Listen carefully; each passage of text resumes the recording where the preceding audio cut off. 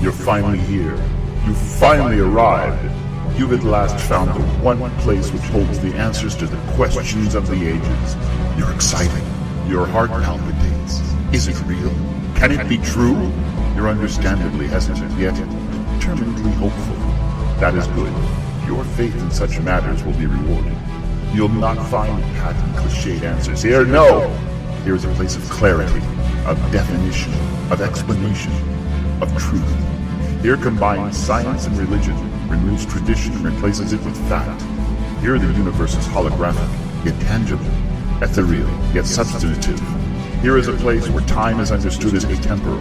Here there is harmony amidst chaos. Here is where the darkened glass is finally cleared. Here is where you'll find the answers to all the unanswered questions which stretch across the cosmos. And you are across the cosmos for the next hour. I am Chase Rockwell. I am your host.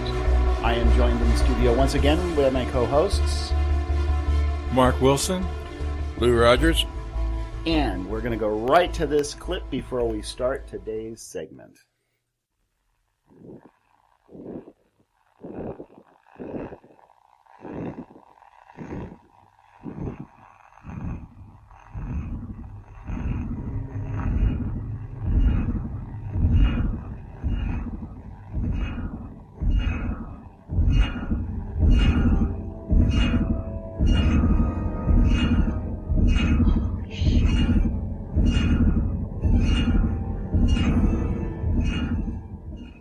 This is CNN breaking news.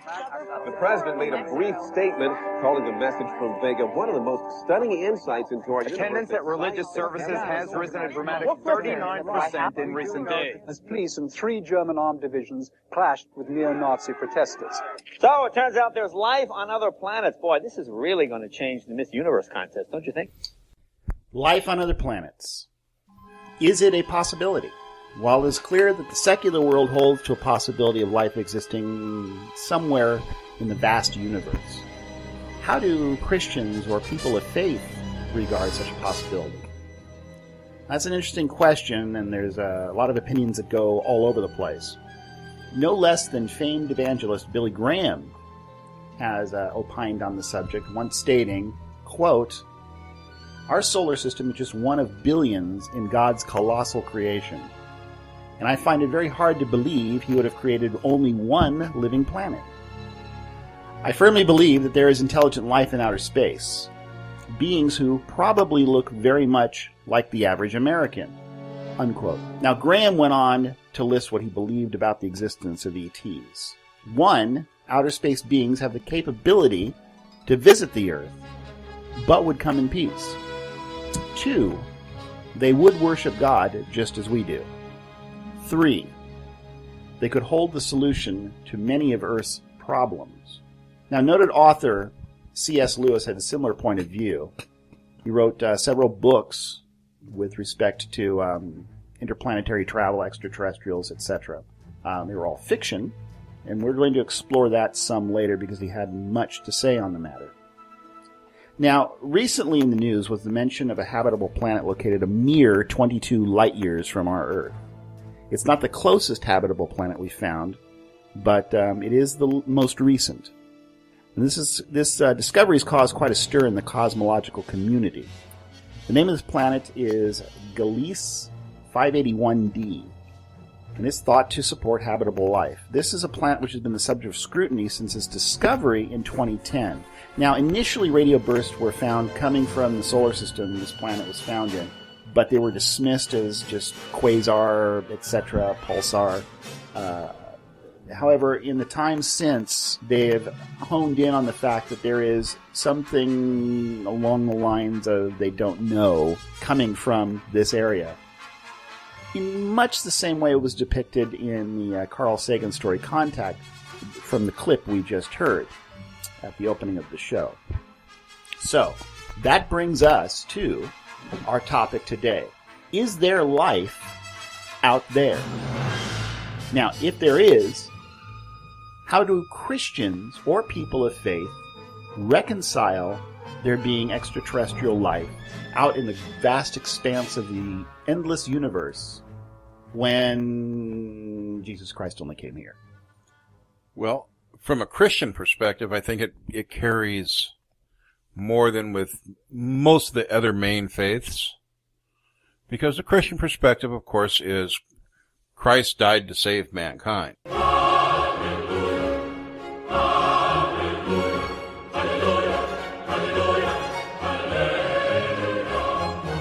Yeah. So therefore, the question becomes, did Christ die to save extraterrestrial kind?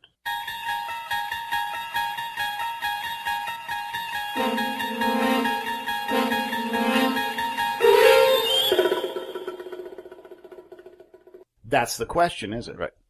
Or, what is sin to an extraterrestrial? If they are a silicone-based life form and perhaps melting and changing their shape into a different shape is a sin. Yeah, but how would you know that? How would we? And where's the baseline? For example, Exactly my point. if, like, Graham opined that they would be very similar to us and they would worship God. Yeah, that's a nice guess. It is a nice guess. He'd made mention of this back in the 1970s when the UFO craze first really started. You know, we had, oh gosh, it was like the Project Blue Book. It was a big well, Project Blue Book ended in 1969. Yes, but it fed the 70s craze for there was a lot of extraterrestrial. stuff like that, and I remember watching In Search of, narrated by Leonard Nimoy, and I loved the show. Yes. Bigfoot, ETs, the whole bit, and you know, in large measure, when I finally saw not so much Star Wars. Star Wars was a fiction, Right. but It was when no different I than watching saw- a Star Trek episode. When I saw Close Encounters of the Third Kind, that was different. It gave you a different feel, and it was almost, until you got to the end, I really hated the end of that movie. Yeah. I just hated it. I was really wanting But the Richard build-up- Dreyfuss to get squished, but the build-up wasn't bad. But anyway, it didn't really tackle the whole religious aspect in the way that Contact kind of hit on it a little bit. I think Contact did a pretty good job of Did it okay, but they used Matthew McConaughey in much the same way as they kind of made him a Joel Osteen, which I hated as well. well, I would have liked to have seen a religious representation with a little more depth. you mean one that didn't want to get into the pants of the... Well, I don't even care about that. His theology was flat. His theology was written by someone who doesn't have a theology. Well, it was written by Sagan, but it would have been nice if they'd have padded it a little bit more. I mean, Sagan was not an idiot by any stretch of the imagination, and I like the overall concept that he had.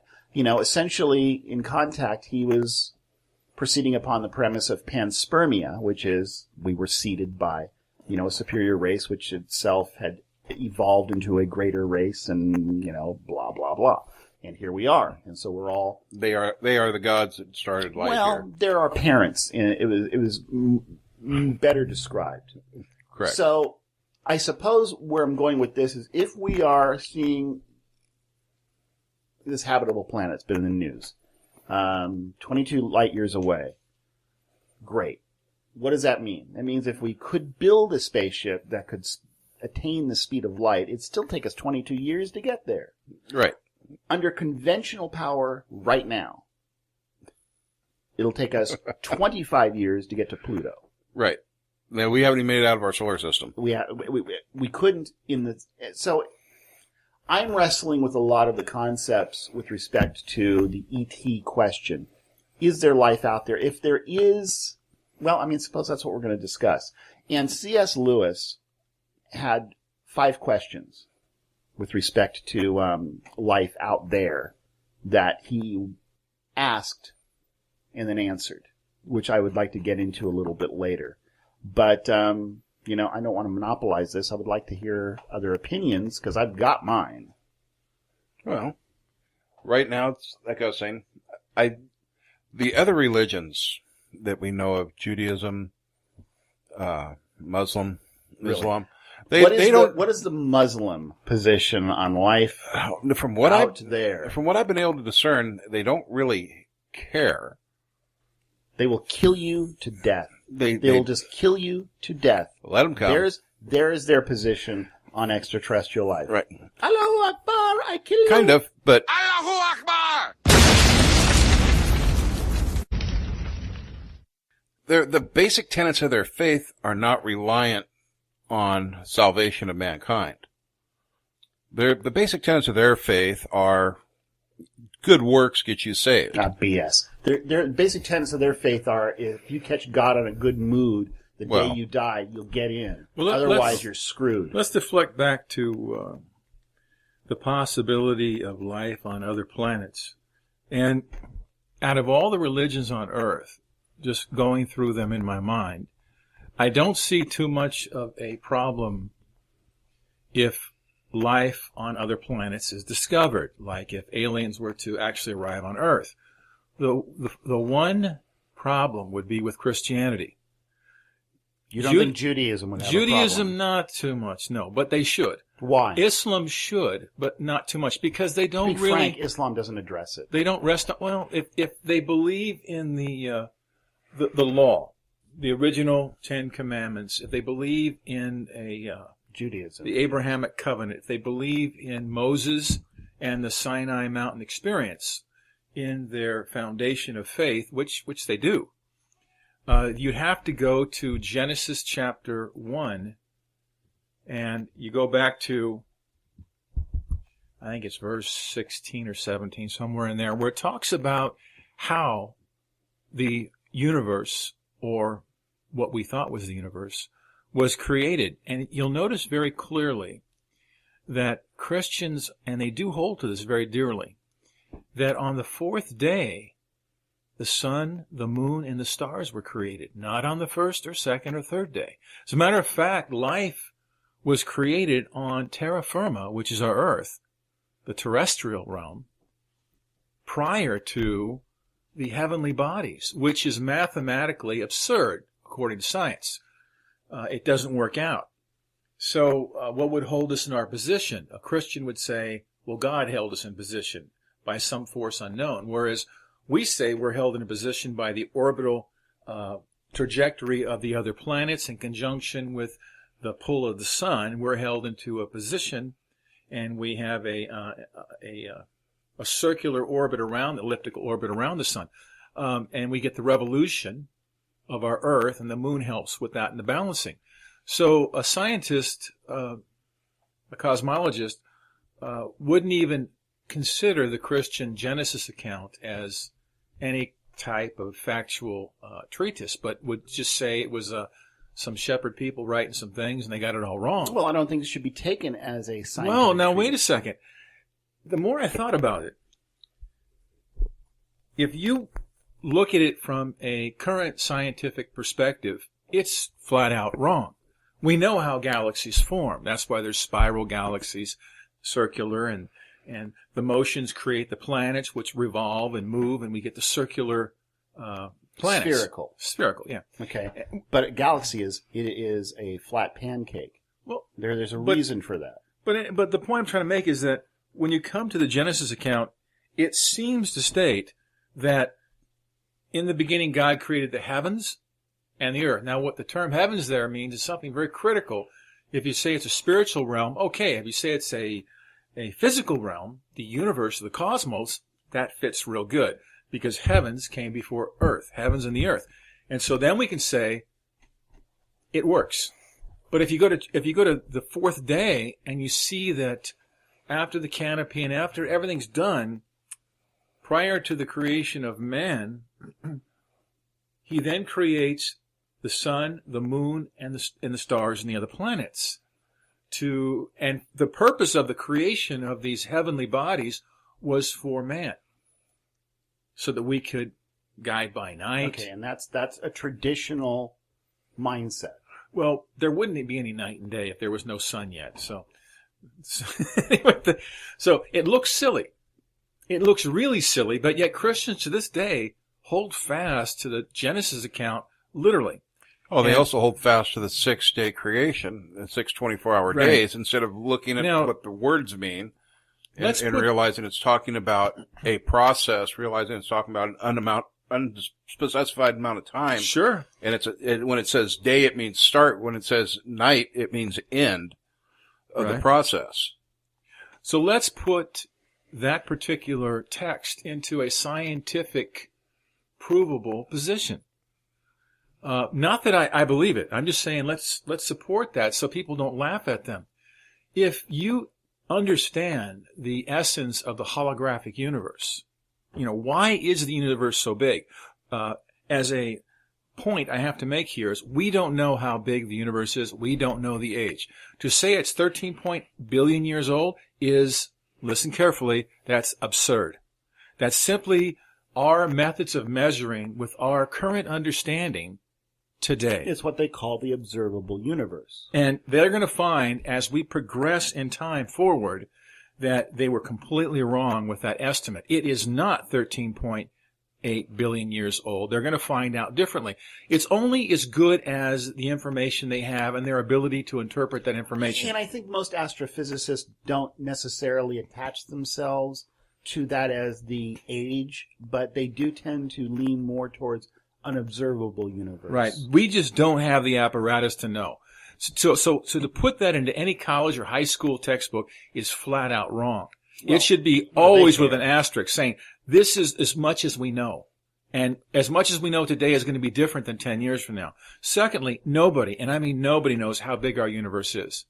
We have no way to measure it. It's I've not a heard possibility. different cosmologists say that we have a medium-sized or a small-sized universe. Well, that's a bunch of bull. They have no clue as to where we are in our universe. So to say that we're not center would be wrong. We can say we're center of universe, and there's no way to prove we're not. Except we can say that point A, where it all started, was somewhere out there 13.8 billion years ago. But as far as today, where we are located within the universe is what I'm saying. I'm not saying we were the beginning of the Well, universe. since there's no pivot point, it becomes an irrelevancy. It's irrelevant, but my point is, It's like trying to find the middle of an internal spectrum, like electromagnetic spectrum. Where's the middle? but my point is, we don't know where we are in our universe, and we don't know how big it is. So the postulation of alternate universes at this point, I have to say this, is only to deflect the problems associated with the Big Bang. It helps with the cosmological constants, and so therefore the alternate universes were positioned. They're not fact by any means, No, not even close. And I understand that. But they're only there to solve mathematical problems. Well, but I put time dilation in the same Right. the same category as that. So let's talk. The T was added to the equation to make it work, but is it necessarily a piece that should have been added to the equation to begin with? So today, when we talk about, let's call them what Star Trek calls them M-class planets. They call them the Goldilocks zone planets, and they found one supposedly 22 light years away. Yes. Let's go back to the Genesis account where this could work. We could very well, just as easily, be living in a holographic universe because it is too big. And when I say it's too big, we're going to find out there is no end. Perhaps you should define the term holographic Yeah, universe. you're drawing a lot of people's because imagination. People are immediately going to go to the holodeck on Enterprise D. Well, you can store information on a disk, and you can then make it into a 3D image, much more cost effective with memory by using holograms, a holographic plate. So the question is, and we don't know this for certain, we can measure with our apparatus that we have today. But all we're doing is we are using our mind to interpret what we see. Okay. We can't go there. We can never go there. We say if we can create a warp drive or the speed of light, we still can't go there. The universe is too big. If you want the speed of light for the entire, life of maybe 15, 20 generations, you're not going to get too far. Yes, but this is where people conjecture like wormholes, for example, and that was used in the most recent movie, Interstellar. Yeah. And it was Yes. used in Contact. A wormhole- They built the contraption made a a artificial singularity which created a wormhole, and Jodie Foster fell through it and went to Right. another planet. A wormhole is Einstein-Rosen bridge. They came up with the concept that you can fold space and go to 2 points. They take a piece of paper, they fold it in half, and they put a pencil through it and then they spread it apart and see how fast we got there. Well, a wormhole is simply an idea. It is a theory. That's all that it is. It's total theory. To my mind, I'm not a mathematician. I get that you can construct an equation based upon presumption, and you can make the equation work to realize your presumption. Right. But that's like the application of hermeneutics in biblical scripture. If you start out with a presupposition, you can make hermeneutical discipline work in your favor because you're going to interpret how you want it. And while I realize that if there are any mathematicians out there or cosmologists or physicists listening to this and they haven't already dumped their computer out the window or are swearing up and down or thinking that I'm an idiot, listen to me for a moment. Adding the T to the equation, standing for time, in order to factor in general theory of relativity, helped solve a problem that Einstein had worked on for a while. It was a means that had been confounding physicists well before Einstein, into the 19th century. And he busted it wide open by solving a problem by adding a construct of the equation that had not been considered before. Now, this is the same thing. This is what I think with respect to curved space. It's a neat idea, but the universe isn't flat. Okay, the universe is, to the degree we understand it, is an an infinite space. Well, we can't accept that. Science can't I don't know how accept. you can take something that's like trying to fold over the electromagnetic spectrum.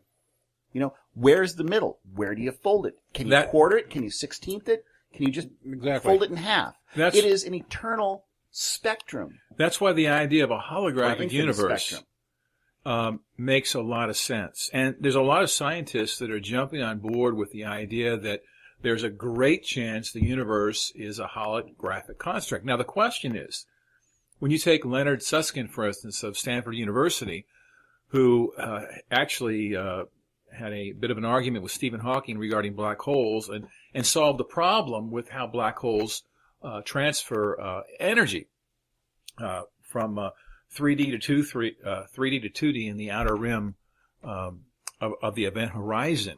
So he's a very intelligent man, but he's starting to go on with the holographic theory for a lot of reasons, and mathematically it's a little bit more eloquent.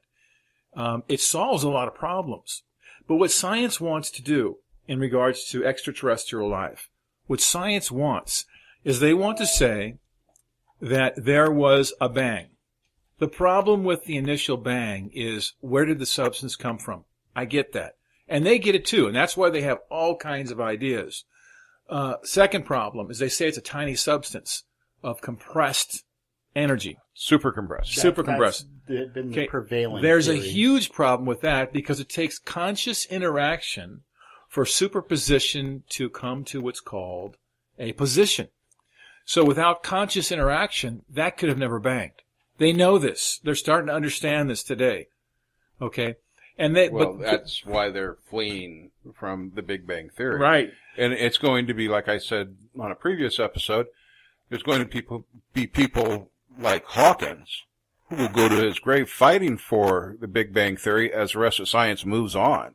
Mm-hmm. Just like Fred Hoyle fought for the steady state theory as they moved on to the Big Bang Theory. There's going to be people that they've put their whole life, stock, and trade into this theory, and they're going to fight tooth and nail to keep it. Right. So for the listeners out there understanding, if there is a bang, let's say there is, and material is spewed out at a faster than light speed, and what you're seeing today in the entire universe, they're telling us, came from a little ball of energy no bigger than, I don't know how many can fit on the point of a needle. And they're saying all mass in the universe came from that.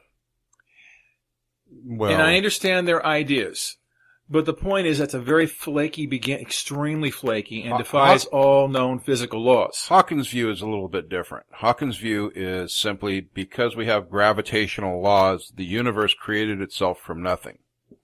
That's asinine. I'm sorry, it's asinine. But here's this is how we come into the ET situation. They say our Earth, based on the Big Bang age of 13.8 billion years from point. Right, and the three of us are going to agree that is science's best guess at this point. That's their best guess. I think it's a completely bad guess, but let's go with it. I would say it's a lot older. So they're saying that the Earth then and the Sun are in the 4 billion year range of when we were created and cooled. As the energy was spewed out, we became solid matter and substance. Our particular galaxy called the Milky Way was a later, we're newer than the initial. So you can go backwards in time to a creation older than us, and they're saying that they could be far more evolved than we are. Their origins, their beginning of upward causation, biological, what do you call it? Devolution? Evolution, right. Their evolution could have happened. I prefer devolution. Whereas ours happened over the course of supposedly 4 billion years, 4.1. Theirs could have happened over the course of, say, 6 billion or 5 billion or 8 or 7 billion. So they could be an older race. Now they're saying that since they could be an older race, they could have already created a warp drive or a type of drive, or they could utilize wormholes, or they may have something totally different that we can't understand because they're, like, say, billions of years ahead of us. And so they could come to Earth. And these ETs that we're seeing, supposedly, that are around our Earth. The ones that are turning cows inside out? Yeah, there's so much evidence of extraterrestrial activity. We don't know where it comes from. The problem they have with it is the ships are too tiny in their mind, so they're starting to realize that, hey, they could be interdimensional beings, which seems to fit the case, or they can enter and exit wormholes that we're unaware of. For instance, they could leave their planet, go through a wormhole, and arrive at ours. And it could be, say, that one planet you speak of that's 22 light years away. They could be 200 light years away. It wouldn't matter if they've achieved this ability through, quote, evolutionary science. Then the question that is begged is, why the cat and mouse? Is it that we are too primitive? Then why? Look at Star Trek. Then why show themselves at all? Gene Roddenberry came up real early on the Star Trek series with the Prime Directive. You don't involve yourself with an evolving society. Okay, but you also try to keep yourself hidden as best as possible. Right. Yeah. Now, if you're looking at a group of people that are this sophisticated and this far advanced, you would think they wouldn't be quite the stumble bums that they are. And the whole thing is when we look at something like the Prime Directive, that, is Gene Roddenberry's idea. It's a human idea. Yes, a utopian idea. With a humanist, utopian mentality behind it. Mm-hmm. It's the same. And we can't say that a being that exists somewhere else and comes here is malevolent, that I'm here to cure cancer. And you understand that the rationale behind that is that as the more advanced you get, the less prone to violence and base impulse you would be. Bullcrap. Says you. It's okay. Who's to?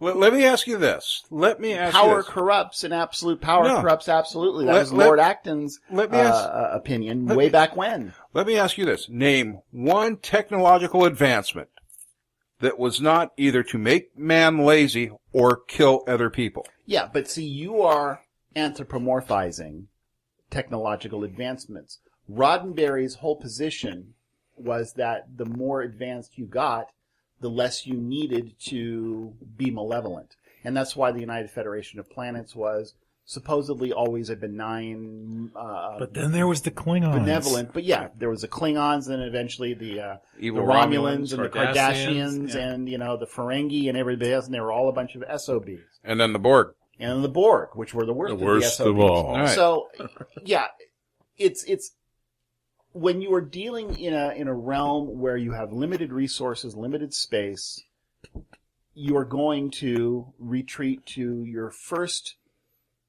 your primary motivation, which is preservation of self. And that seems to be a universal concept. So,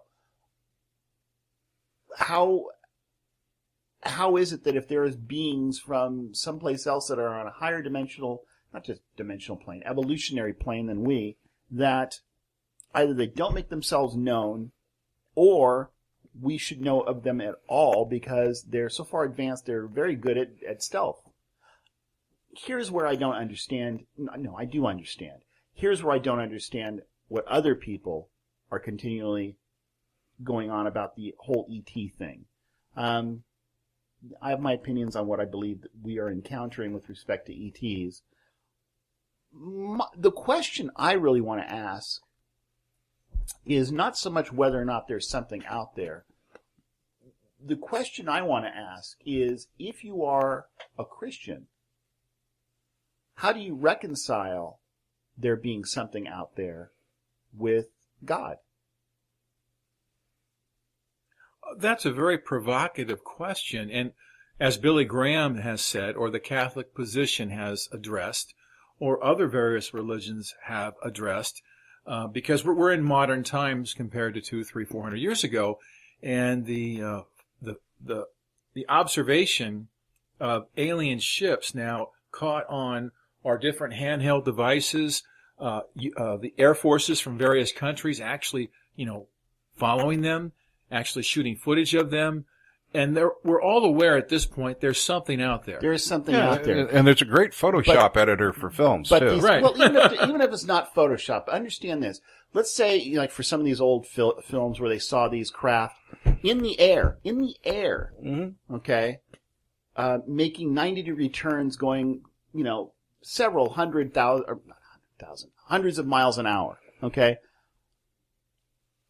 All things being equal, they're in our atmosphere. They're subject to our gravity. If they have mass, such turns at that speed would make them little more than liquefied pulp. Which is why on the inside of their ships. They believe in the evolutionary theory that they're an older species than we are, and they've solved problems that we can't even begin to address. So they've got inertial dampeners. They have something. Make sure their inertial dampeners are on. Now, no matter what. another thing they change is the physics inside the spaceship. We land on the moon, and some of the astronauts have come forward to date saying they were watched and they observed other craft. So what do you do with that? With respected Apollo astronauts who have actually come forward and said they saw this or they saw that. Well, I don't have a problem with that, but Lewis was talking to me about something before we started the show, which was this situation, and I've heard this, read this so many times before. The incidents. What did you say it was? That people that have been close up have seen close up UFOs. Now that's about, I believe the number is around 2% of the American population claims to have been close up, seen it. In other words, had it fly over the top of their car, light them up, seen the strange light, and it disappear. And then there's the small 0.5% of the people that claim that have been abducted and alien probed. They're about 0.5%. These people, after this, record something very interesting. And that is, they start experiencing big-time paranormal activities in their homes or where they live and work.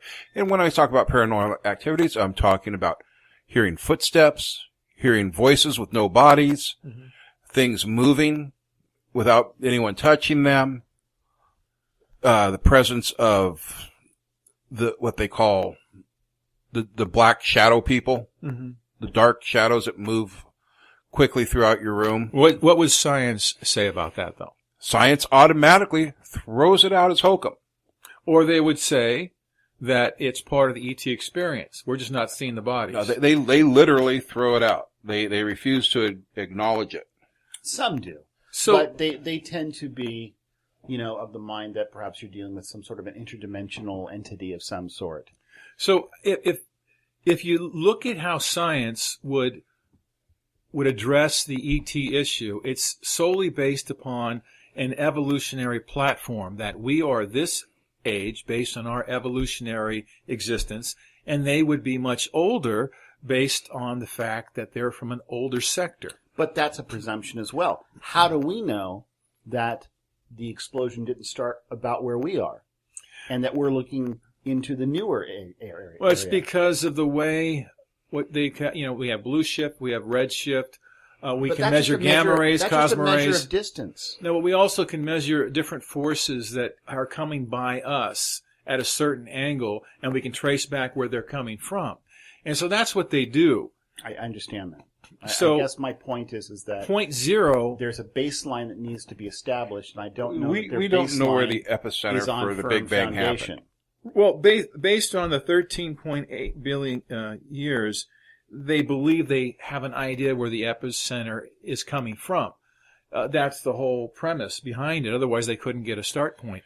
But even then, they have no idea where. They just know that when they look back in time, it gets older. Science also has a theory that there's multiple Big Bangs. They're looking so far distant. Excuse me. It's got to be.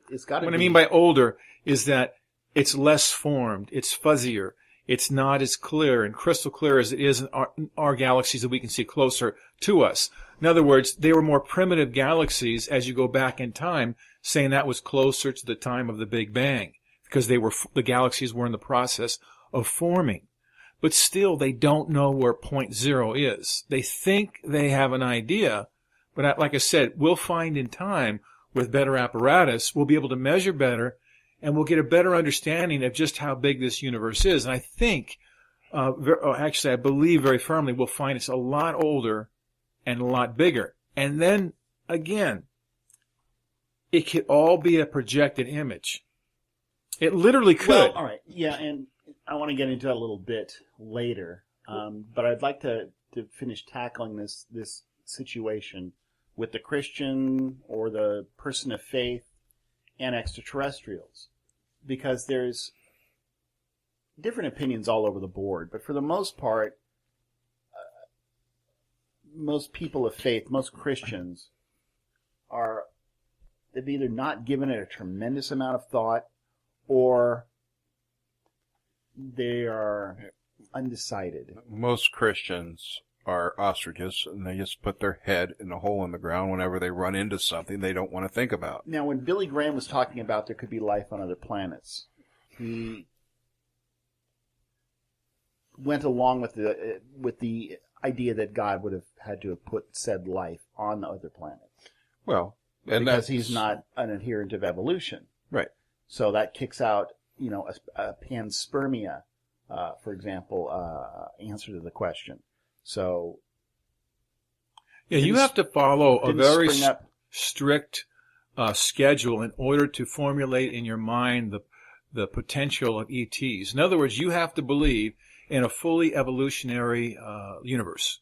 You have to believe there's no way you could. Well, no. All right, with panspermia, I suppose you could say that we were seeded. So, and that's a lot of it. Adam and Eve. Much in the way, you remember the movie Knowing? Yeah. Okay, yeah. And then the little boy and the little girl became the Adam and Eve and the new planet after after this one was blown up for some reason or another. Right. Yeah, I understand. They didn't emerge from a primordial ooze. Right. They're looking. There are those people that look at our Bible as simply written from a standpoint of a limited intellectual position. And so they see angels as these spiritual beings. Sure. Well, there's a guy on television that has said if you just substitute alien for angel, the whole thing makes sense. I mean, right. So, and the same thing with ancient aliens. What we would call God or gods or angels or these deities, they would say they're nothing but more evolved creatures.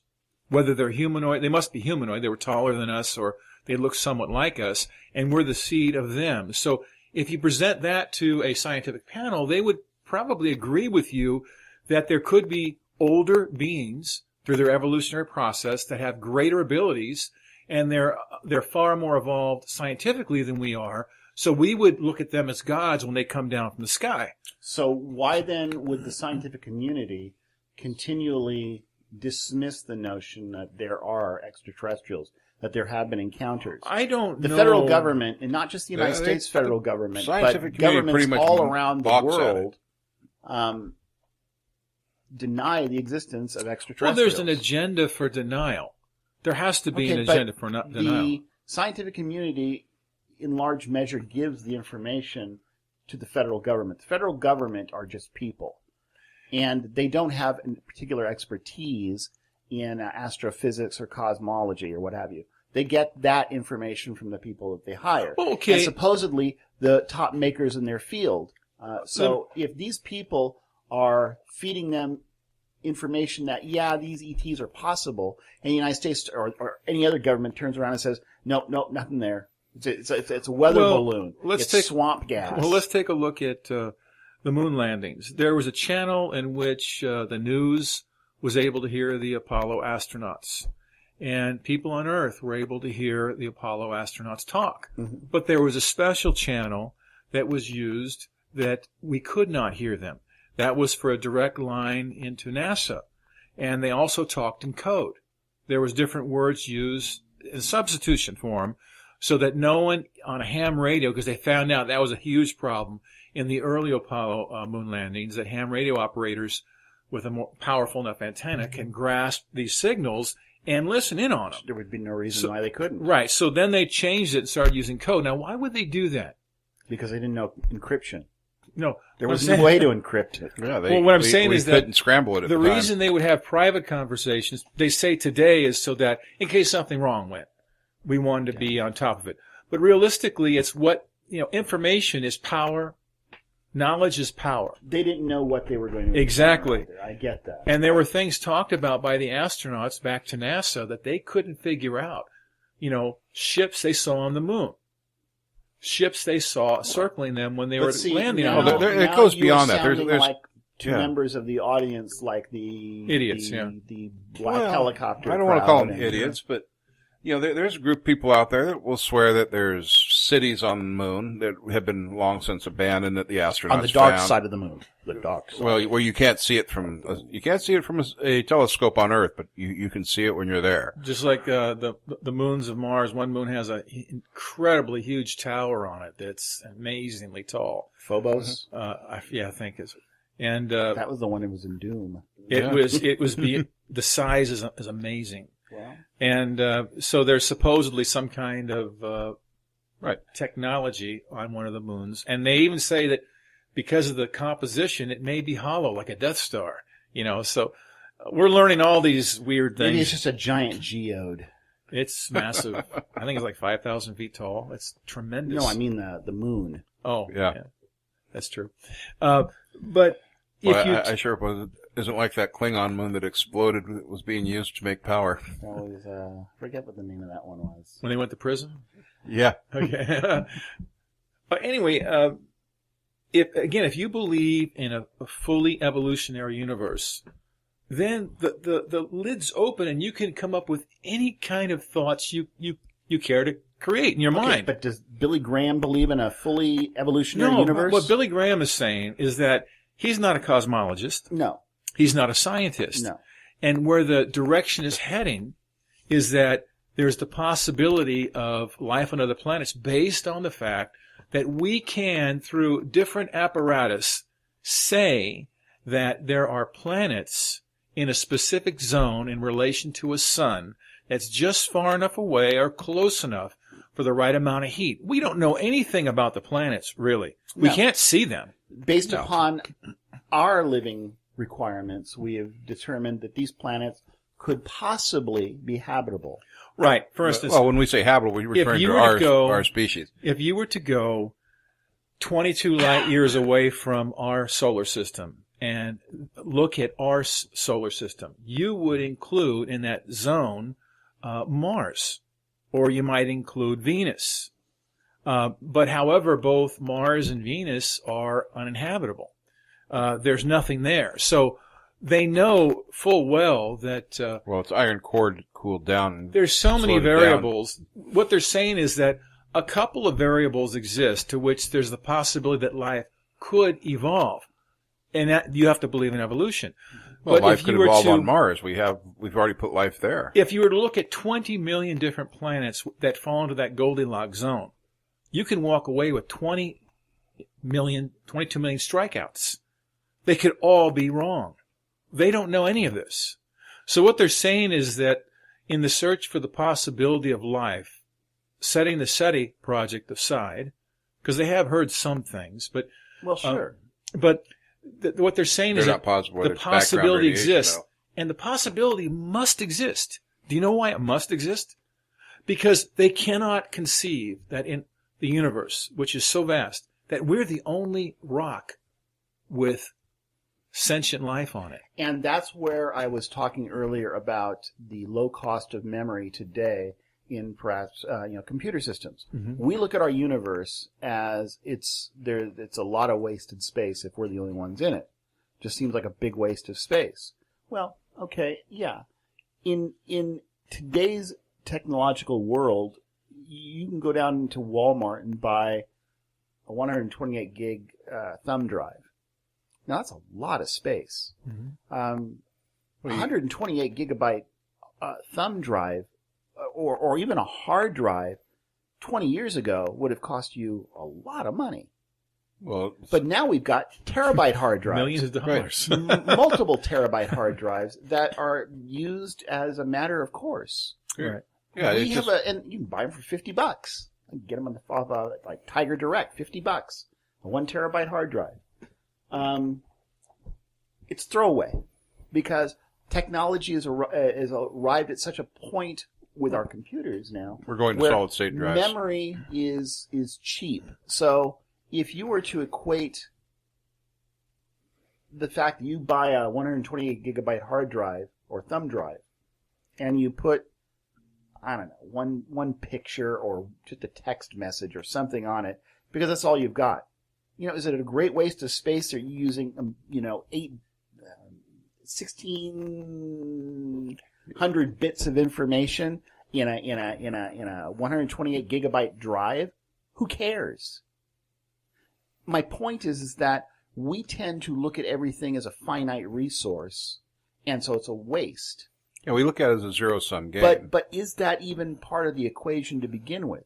Why is a vast universe we can't even explore anyway regarded as a waste if maybe perhaps its point wasn't to be explored or populated, but to reflect the magnificence of its creator? Well, the reason we're talking there's billions upon billions upon billions of dollars put into these projects to find life. I do understand. They're not saying they're trying to find life, but the amount of money right now putting telescopes up into space or putting them at the South Pole, etc., in order to take this information and all the scientists that they're paying grants to do this work. You mean like our 3 radar telescopes that we have going along the lower 32nd parallel?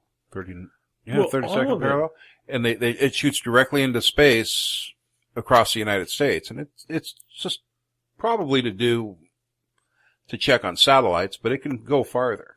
Yeah, and a lot of the projects are designed to find space debris so that we can be warned, early warning system of a meteorite that would crash into the Earth, and those kind of things are good. But they're putting billions upon billions of dollars into space exploration, and the fundamental reason behind this is it nags in their minds terribly that if we truly believe in evolution, then evolution must occur elsewhere. It Right. must. We can't be alone. It's creating a huge problem for them. They're saying it must, and there must be more evolved races. Because if you go with their premise of evolution, upward causation, that everything was created by itself, and evolution is a great creator supposedly, then on all these millions of planets that they'll eventually find, it had to have happened there. It had to. It had to work somewhere. And if it didn't, they're screwed. Literally. Based upon, in the last 150 years, we've made huge technological strides. They've far outstripped the technological strides we made in the previous 150 years before that, or 1,500 years before that. it's like we're almost in free fall with the technological leaps we're making. However, and I hesitate to say this because I don't want to be limiting, we still have a long way to go as far as being able to conquer outer space in any substantive way. We need to find an alternate form of energy and transportation that can, quite frankly, take us beyond the laws of known laws of physics right now if we're going to traverse these large spaces of distance. I have a difficulty being able to get across that. A ship can fly between 27 and 32,000 miles per hour. Even at that speed, 24 years to get to Pluto. Yeah, And then it's ran out of fuel before then. Well, it coasts. Well, you can do a lot of coasting because there's no friction or resistance in space, and really all you've got to do is you've got to adjust for gravitational pull from planetary bodies, stars, etc., that sort of thing. And I get all of that. Even meteorites and have gravitational pull. That can send you off course, but you can conserve a tremendous amount of fuel getting from here to there. But getting you from here to there quicker, how do you do it? We can't. We seem to have reached this plateau. Einstein's even theorized that the universe has a speed limit of the speed of light because we can't find anything that seems to go faster. Well, we become too heavy at that point. Right. It's like that's why warp drive was created. Warp bubble. Right. It's like if I'm driving my pickup truck down the freeway at 55 miles an hour, I have X amount of air pressure pushing against that truck. The faster I go, the more that pressure builds and pushes. So I can't double my speed by just doubling my horsepower. Because as it goes up, the pressure against the vehicle pushes against it and slows it down. Eventually, it's raised exponentially. Eventually, it'll burn you up. Eventually, you just can't do it. Yeah. Now, that's within an atmosphere, but outer space has the similar, we don't have physical air to create fiction, but as we were discussing, you have gravitational pulls that are happening constantly. And, as far as physics is concerned, if it's a body of size, it creates a gravitational pull. So how much gravitational affects anything in space? And it won't pull you very fast either. Right. No, but it could send you off course, and that course needs to be corrected, and that takes energy. And if you have to calculate that Pluto's out there, you have to calculate where it's going to be in 24 years before you take off. And all these mathematical computations have to be taken into account, including all the other celestial bodies that you will be passing through. Mm-hmm. So there's a lot of computations that have to be concluded. There's the amount of time. You're going to be expending, unless you can somehow put somebody in a suspended state of animation. Well, they've done that in science fiction. Only in science fiction. We can't do it now. I mean, it just doesn't exist. No. And so there's all these, so you're actually looking at, for example, there was this group of people they wanted to get together to colonize Mars, and they're asking for volunteers because it's a one-way trip. Mm-hmm. They're going to send them out there. They're not intending to bring them back because, quite frankly, they can't. Unlike the moon, Mars has a far greater atmosphere and gravitational pull, and there's no NASA or Houston on Mars for them to launch a rocket ship. So you land, you're stuck. Right. It's no shuttlecraft, no Galileo 7. No, and if you ask for supplies, it's 5 to 7 years out. Yeah. Well, no, it's not that long. I mean, if it takes approximately 3 months to send something out, and you can have things done beforehand. So you can radio them, you can send stuff out robotically, if you will. But you've got at least a 3 to 4 month lag time. So with the ET question, is there other life in the universe? There's absolutely no evidence at this point. There's zero. But what we have is these damning UFOs that hover around Earth and the Moon and even the Mars. And moons and so forth. And crash into lakes in Canada. I'll go you one better. They go wherever people seem to be. Right. That's my point, is that for some reason where we go, they go. It's all about the Earth. And I think people will start getting a clue about this. For instance, there's supposedly, a moon base which other beings Give them inhabit. more credit Right. than I do. And Mars seems to have a possibility of something like that. But it's all around this particular solar system. Where could these beings be coming from? The ships are far too small for interstellar travel the way we can conceive of it. So it's either wormholes or they are here, unbeknownst to us, or thirdly, they come from what we call a different dimension. And if that's the case, we already know through quantum physics that you can have several layers of beings on this earth that the others can't communicate with because they can't even experience them. You know, based upon what occurred at Roswell, and actually was outside of Roswell, in 1947, Department of Defense opened up something called Project Blue Book, whereupon they wanted to explore and examine and determine whether or not there were extraterrestrials. And there's been sightings that go all the way back into antiquity. The ancients had, and we've touched on this a little bit before. So that we've had visitations, I get. It's one thing. I suppose, let me delve into this for a moment before we go on with that. Because from a Christian perspective, I was brought up to believe that if there was anything out there, that it was not Of the God. devil. Well, yeah, okay. And that resonated with me. I wanted to find out whether or not it was possible. Could there be beings on other planets? Well, here's the deal. Our universe, our world, all of this is supposedly in a state of decay because of our fall, or the original sin, the fall of man.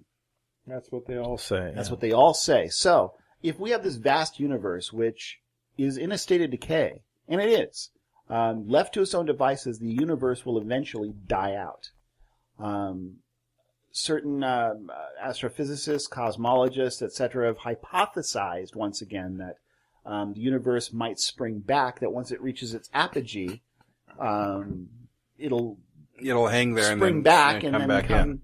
and then come back into the singularity which caused the Big Bang, and then the situation starts all over again. The big so it's like an crunch. accordion. Yeah. Big crunch, it's called. Okay, and Or freeze death. that's So the universe is a giant rubber there's band. Zero evidence to support that hypothesis. There's okay? also zero evidence to support the freeze death, too. Well, no, because what do you do with a battery that's dead? What has happened to a dry cell battery that dies? Has it lost any electrons? Very few. What happens is it reaches a point of equilibrium. And that's what causes the battery to die, because there's no more transference of electrons to fix that imbalance. Once the universe has expended its energy and reaches an equilibrium, there's no more motion.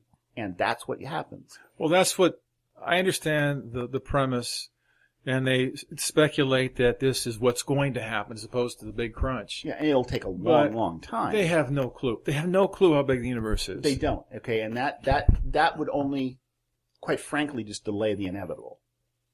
But eventually, all things being equal, that has to happen. My point is this.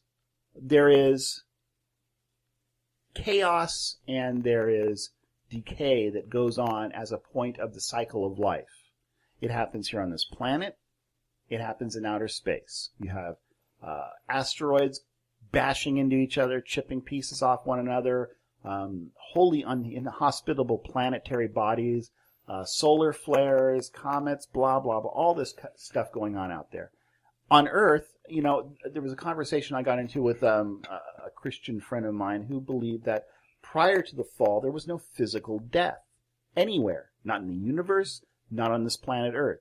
And the implications of that are stunning, because when you understand that there are microbes that die off into uncounted trillions on a moment-by-moment basis, because that's part of the cycle. It's simply they believe in the scripture and they try and address everything under that scripture.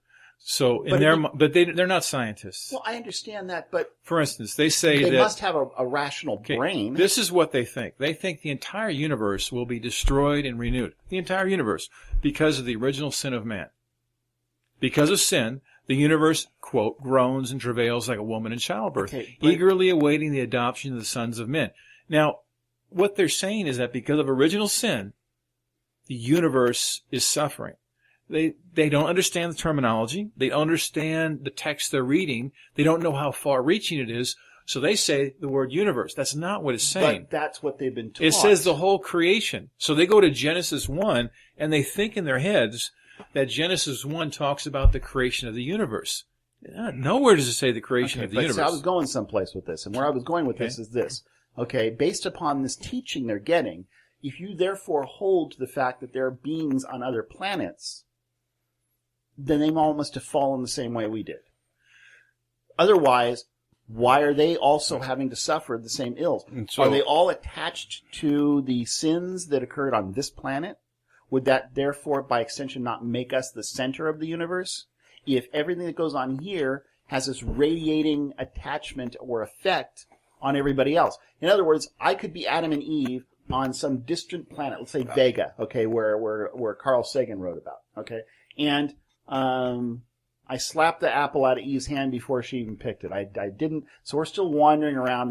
There's 19 trillion of us on this planet now because we never sinned and you're old. We're fruitful and multiply. Nothing dies. We wade through fleas because fleas can't die. Right. We just. You guys carry shovels with you to have this keep moving along. Symbiotic relationship with it, but we're all naked and we're all hanging out. Everything, and all of a sudden, everything just blows to hell because these people, 22 light years or what have you away, sinned way back when. Right, they don't think. And my Earth gets blown up. They don't think too deeply. How is that even remotely fair to me? And what some Christians theorize, from what I've talked with and read, is if there is life on other planets, like Alpha Centauri, that they must have had their own Christ. That God had a Christ at every planet. But wait a second. The connective tissue here is that the universe is all dying. I understand that. If the universe when I heard the theory, up, what is it? Just this part of the universe will blow up, and so we're out there on Vega, and holy hell, there goes Earth. They deserved it, those bastards. No, that's what they get for eating that damn apple.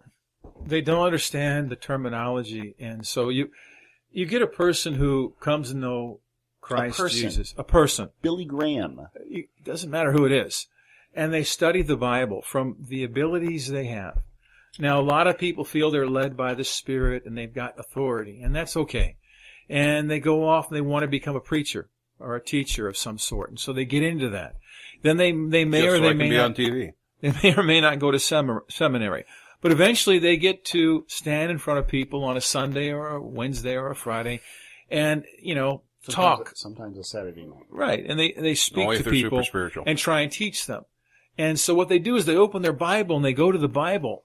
But they never thought about, maybe I should take some courses in English. Maybe I should take some courses in, let's take mathematics. Maybe take some courses in science. A lot of pastors take courses in business. Maybe some in sociology.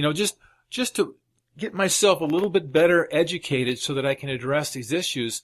Maybe I should learn how the Bible came together. Maybe I should learn why they're in different languages today. But that's boring. Well, no, it's not, because you want to be a good teacher. And no, you don't want to be a good teacher. You want to be a good orator. So you got these guys you up there. Capture them, the audience in the palm of your hand. Right, and they pound the pulpit, and they tell you that Jesus is coming back at this time. They tell you the whole universe is going to be destroyed, and everybody is going to be destroyed with it, and only a few are going to heaven. Right. That's why I'm writing a book, 2022 Reasons Why Christ is Returning in the Year 2022.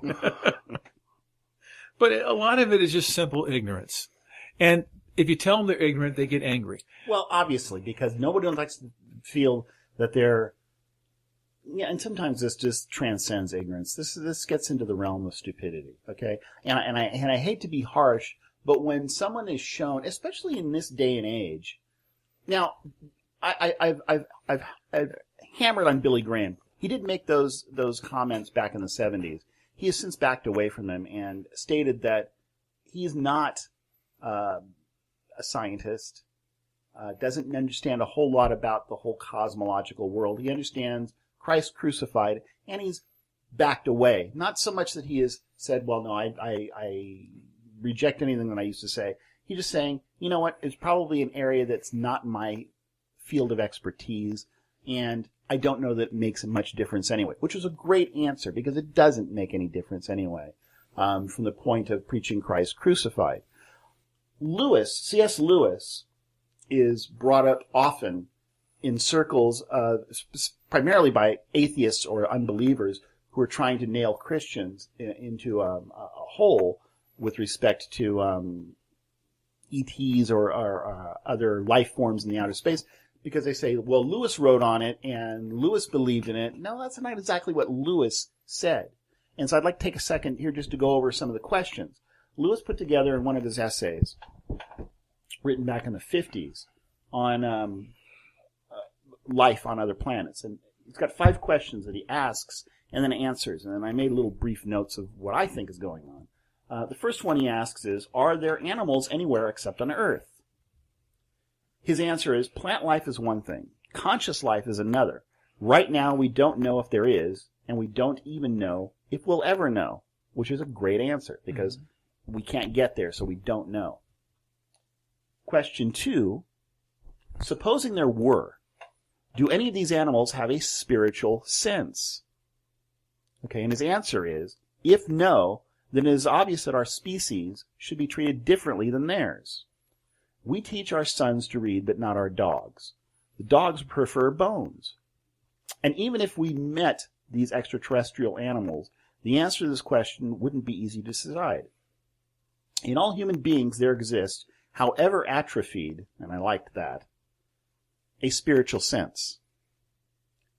But it might not be that way with other beings. So he takes this position that there's a possibility there could be self-aware beings elsewhere which lack a soul or a spiritual sense. That's kind of funny, though. If so, they should not be regarded as quote-unquote real people, as it is this spiritual sense which God is interested in. Oh, wait, But- they're So not real there's people. things Let's find these out things. there, and Lewis- he's hypothesizing. I understand this.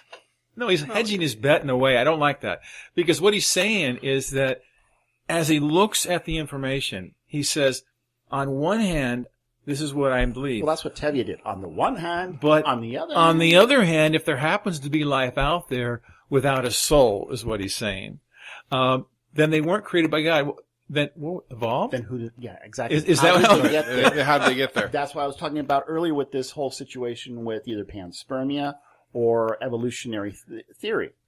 Right now, there's such passion in these talks because people want to find ETs. They want them to come to Earth and shake the foundation of religious beliefs so they can say, aha, told you, we're an evolved species as they're an evolved species. It would be like the equalizer. Yeah, but it's one thing to address the secular community. It's a whole other issue to address the Christian community or people of faith. Let me go on. It's question 3, and this is an interesting one. If there are species, and they are rational species with a spiritual sense, are any or all of them like us here on Earth? Fallen. Okay? And this one, I had a real problem with. My response was here, well, let me tell you what he talks about first. God's activity on behalf of humanity implies not our merit or excellence, but our demerit and depravity. No creature that deserved redemption would need to be redeemed. Perhaps the beings we encounter would not have fallen so far as humanity has. So Lewis is setting up this situation where, irrespective of where we are in the universe, we're all rat bastards and we all deserve to die. But maybe they're not as rat a bastard as we are. In any sense, they might have fallen, they might not have. And that's this whole thing where I was talking to you about, Right. I'm Adam and Eve on Vega, and I didn't eat the apple, or Eve didn't eat the apple, but we're getting screwed anyway because the whole universe is going to blow up. Lewis makes the grave error propagated by orthodoxy that humanity is a scourge to God Almighty. Even a cursory read of the Gospels would lead one to conclude that Christ did not regard humanity with such disdain. And that's the truth. He didn't. However, because orthodoxy has married the God of the Old Testament with Christ, they have set up a structure which has no firm foundation. God must hate his human creation because we are so depraved. Or as Lewis said, our demerit and depravity. Yeah, depraved. Thus, he can only love us through this veil of blood which was shed by the Christ. This is a very limited view of God and is far too reliant upon Orthodox teaching and not on the actual teachings of Christ. So I found it interesting that Lewis, who I don't regard as a dullard or stupid man by any means, relies and is very reliant on Orthodox teaching. And I get he's been gone since 1963. Yeah, it was his time. As a point of trivia, do you know when C.S. Lewis died? On your birthday? No. When you were born? No. Same day as John F. Kennedy. Ah. That's why nobody remembers. Question 4, he asks. If all of them, or any of them, have fallen, talking about these aliens, have they been redeemed, or have they been denied redemption by Christ? Now his answer is, if they exist, which is still hypothetical at this point, perhaps Christ has already been incarnate in their world and provided salvation to them. Or perhaps all the other created species is only, of all the other only created species, it was only we who fell. So again, this brings me back to this Vegan hypothesis where, I'm kicking back and my world still gets blown up because of the jackasses here on Earth. You're up to your armpits in microbes and fleas, but... So, I went on, and I'm not even going to go into the he notes just that I made because reasoned with the best abilities that were available to him at that time. Well, from his ability to grasp technology at that time, and from his ability to grasp the scriptures at that time. Is this really a technological response, or is this a matter of a philosophy? It's a philosophy that has to incorporate current technology in order to be able to convey it to the people. You're talking with people who are going to be scientists. You're talking with people who have deep questions. Because if you go back to that time, the 1950s, for instance, loaded, after the Roswell incident and the first UFO was found here in Washington, a pilot saw something going over the Washington State, coined the term UFO. And it was right after that the Roswell incident happened, and then it goes back to World War II. Well, when they started calling the term coined UFO. Yeah. My point in all this is that the 1950s there was a tremendous amount of UFO movies, and as well as radiation we had movies. some good movies. They did. Yes, we did. War of the Worlds was one where finally from Mars comes H.G. Wells' dream book on cinema, and it was fantastic, and made a lot of people start thinking that what if? So when he died, that was all going on, and so he tried his best to address those issues with what he had. Today we know more, and even still, we don't know enough. I can say that there is a good chance that our universe is holographic. And if that's the case, then realistically, we're a memory chip on a starship? It's a non-issue. That was Moriarty. Right, Moriarty. But if that's the case, then away goes all this idea of upward causational evolution. And that would really screw with the mind of science. But here's another piece of information. Before you get to that, because I do want to explore that, I really do desperately. I want to finish this up, and then I want to go over there, if we could, real quick. I want to wrap up his last question. He had 5 of them. It's the 5th one, and then I desperately want to go over there because there's something kicking around in my brain. I want to ask you about. Here's Lewis's last question with respect to the alien on another planet thing. If we knew the answers to questions 1 through 3, and if we knew that redemption had not yet reached them, might it be, and this was the interesting question for me, might it be that redemption is starting with us, is to work from us and through us to them? That's his last question. His answer is yes. Those who are or who can become his sons are our real brothers, even if they have shells or tusks. It is spiritual, not biological kinship that counts. Great. I agree with that. However, go forth and make disciples of all nations, baptizing them in the name of the Father, the Son, and the Holy Spirit. Okay? The last hypothesis to me is an interesting one. Could it be that just like Christ commands us to go and make disciples of all the nations, it is now our duty to make disciples of all worlds? If that is in fact the case, we've got to bring salvation to them, then bottom line, Christ isn't coming back anytime soon, because it's been almost 2,000 years since his ascension. Humanity's only been able to recently explore just the world outside of our own atmosphere. That doesn't work. His last question doesn't work at all for various reasons, because those particular civilizations would have to be much older than ours. So what you're saying is that throughout their entire existence, they had no clue of anything, and we're going to teach them something. Well, but hey, aren't we doing the same thing here? That's because we're working with humans. Why do Baptists believe that heaven's going to be basically vacant except for them? Because Baptists have a learning disability. They have a serious learning disability. They believe that unless you are taught Christ crucified and you accept him, you're not going to heaven. So most of the world, most of the population of the world before Christ, they're roasting. They're like little chestnuts in the open fire right now. They don't understand. It's okay. Well, they believe God's up there, and instead of taking golf balls, he takes souls and he puts them on a tee and he knocks them into hell. And yeah. And with that, we're going to have to wrap up this edition of Across the Cosmos, as we have run out of time. But join us here again next week for part 2 of this fascinating discussion on, is there life out there? So, for Lou Rogers, Mark Wilson, I am Chase Rockwell saying so long until the next time you find yourself across the cosmos. Send any questions or comments to us via email at info@acrossthecosmos.com. Also, visit us on the web at www.acrossthecosmos.com for show updates, news, and other important information. No part of this podcast may be used without the express written permission from the staff of Across the Cosmos. Across the Cosmos is a production of Omite Corporation. Copyright 2015.